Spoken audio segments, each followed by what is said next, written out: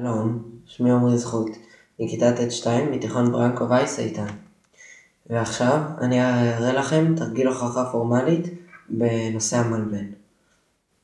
טוב, אנחנו צריכים להוכיח שהמשולש AKD, שמצויר בסרטוט למעלה, הוא משולש שווה שוקיים. נתחיל בהוכחה.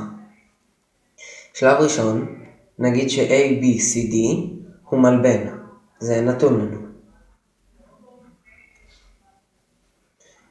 יוצא מזה ש-AD שווה ל-BC.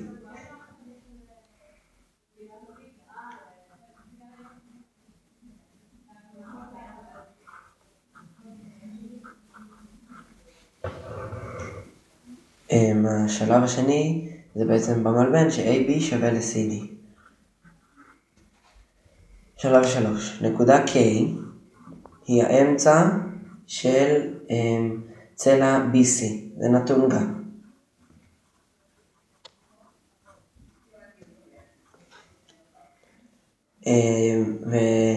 ובעצם בגלל שנקודה K באמצע, אז BK שווה ל-KC.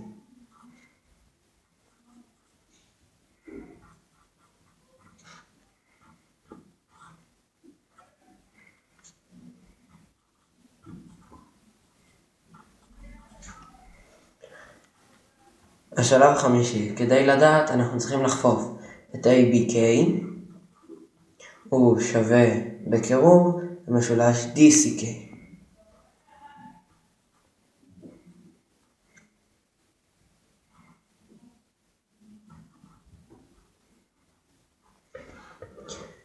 עכשיו אנחנו נתחיל להוכיח את החפיפה. נגיד ש-BK שווה ל-KC, לפי המשפט השלישי.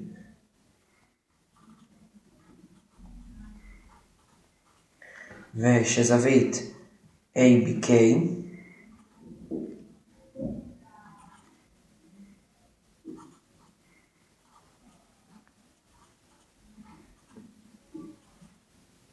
שווה לזווית DCK, ואז ש-AB שווה ל-CD.